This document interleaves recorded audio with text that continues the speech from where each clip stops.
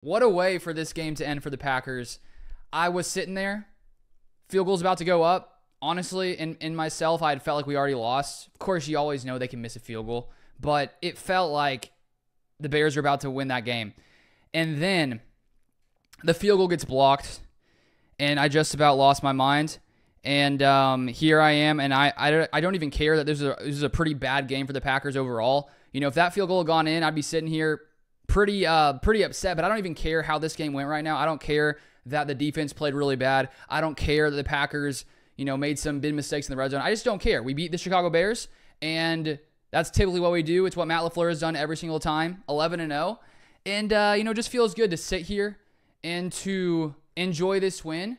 I don't even care how it looked. I just don't really care right now. Now, in the coming days, maybe there's some concerns here, there, but who really cares right now? Packers are 7-3, Bears 4-6. They've lost 4 straight.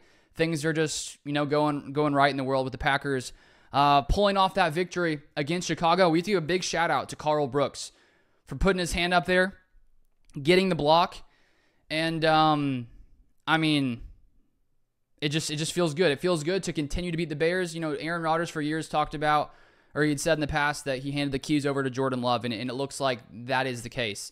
Even though it didn't look great lots of the game, the Packers pulled off the victory. So now we can get into a little bit of actually what happened here outside of that amazing ending that I'll be rewatching every single day for the next month or so.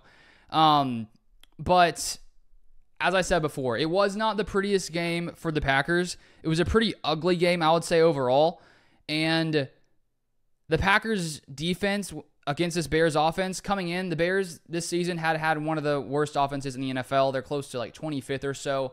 And they decided to fire Shane Waldron, their offensive coordinator. And in this game, they were just, slowly moving the ball down the field. They control the time of possession. If we look at the overall time of possession, the Bears had the ball 36 minutes to the Packers only 23 minutes. The Packers were doing much better just on a per-play basis. 8.5 yards for the Packers per play, only 5.8 for the Bears. The big difference is the Bears were consistently converting third downs. They were 9 of 16 on third downs, 3 of 3 on fourth downs. The Packers' defense just looked really, really bad on third downs, and pretty much all day long, the Bears were just slowly moving the ball down the field. Not a lot of big plays. There were some here or there, but the Bears ran all over the Packers.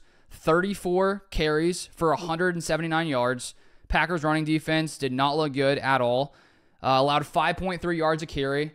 Caleb Williams, 9 carries, 70 yards. When the Packers would get some pressure, Caleb Williams, for the most part, would break away and convert for lots of different first downs. Passing, he once again does not throw a touchdown pass. I think that's a 4th straight game now. I don't think he's thrown since October 13th. But I would say he was a pretty solid overall for the day. 23 of 31, 231 yards. Was very efficient. A lot of short passes, as I already said. A few other ones here or there. And I think the Packers' corners today did not play well. Consistently all day long, they were getting beat for first downs, and especially on that last drive. The first 2 plays, 2 sacks in a row, I was like, okay, maybe the Packers are actually going to finish him off right here. But then Caleb Williams throws a beautiful pass to, I think it was Adunze on that first one, I'm pretty sure, with Keyshawn Nixon guarding him, and Keyshawn Nixon just barely gets beat. It was a perfect ball, and I was like, oh no, are they really about to get into field goal range? And then the other pass, I think was it to Keenan Allen on, I think the second one was on Javon Bullard, and then they're in field goal range, and I'm just like, wow, just like that after 2 sacks, 3rd and 19, they get to 4th and 3, 4th and 3, they convert, then they get into field goal range, and I thought, my goodness, I can't believe we lost this game. And man, if that field goal didn't get blocked, it wouldn't be looking too pretty right now for the Packers. But at the end of the day, a win is a win, and we're sitting at 7-3, so I'm going to enjoy that, even though it wasn't the prettiest game. Sometimes you have ugly games like this. It just happens from time to time. And Jair Alexander, he was starting in the game. He played a little bit, and then he didn't really come back in for the rest of the day. And so I'm guessing his knee was bothering him. I don't think Carrington Valentine played very well. I don't think Keyshawn Nixon played very well. Javon Bullard also didn't play very well. I just didn't feel like the Packers secondary, was doing great. The Packers didn't really allow too many, big deep plays. It was just tons of short plays consistently. Guys getting beat. And the Packers could not stop the run. So all in all, it wasn't a good day for the Packers defense. Luckily, they were able to get that field goal blocked at the end. The Bears, only were in the red zone twice, went 1 for 2. And the Bears did outgain the Packers 391 to 366. I will say one bright spot, Brenton Cox had some nice plays in there. The guy who's, coming in to fill in or he's getting more snaps because Preston Smith is no longer with the Packers. He had some nice plays, important to note. But for the most part, not a good day for the Packers defense. And the Packers offense, it was sort of a mixed bag, I would say, today. Only a total of 20 points.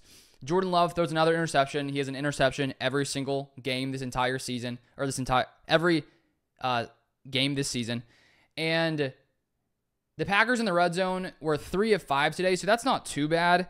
But on the first one, he throws the pick. It was just a bad throw, bad overthrow. Unfortunate. The Packers don't get points, don't get a field goal on that one. And then the second one, they go for it on 4th down. I think it was maybe 7 to 10 minutes left in the fourth quarter when they're down 14-19. Go for it on 4th, maybe 4th and 4, 4th and 5. And you could debate there, should Matt LaFleur have kicked a field goal? Should he not have? They don't convert, and the Bears get the ball back. Luckily, the Packers defense stopped them there for a punt. Good drive there by the defense.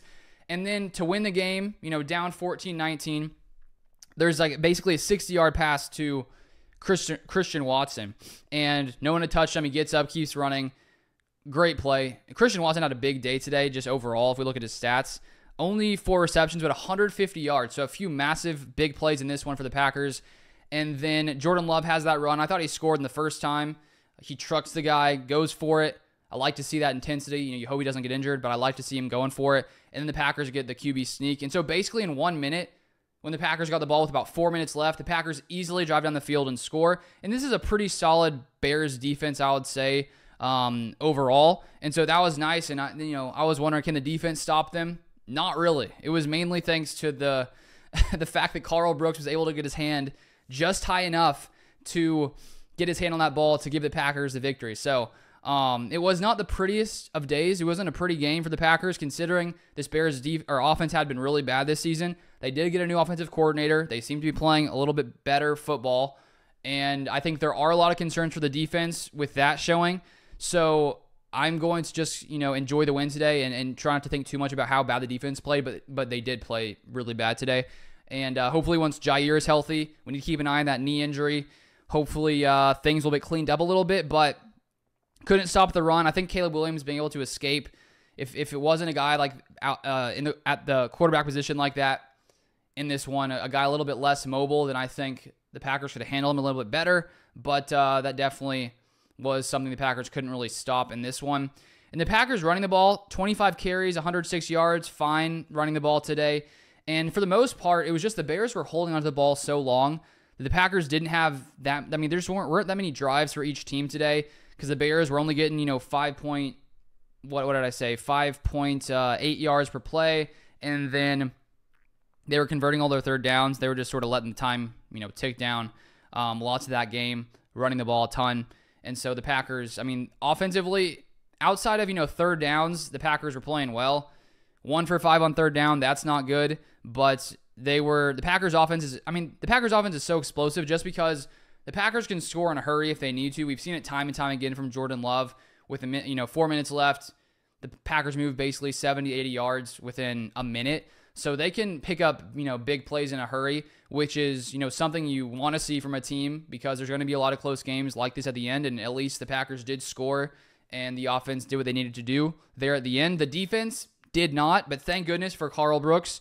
Karl Brooks, I think, is MVP for this game, because if not for him, the Packers would not have won this game. So we'll talk a lot more this week about this, but I'm going to, go watch the rest of the NFL games here. Enjoy beating 7-3. Enjoy the continued success the Packers have had against the Bears for a long time. So, we continue to dominate the Bears. Jordan Love, still the owner of the Bears.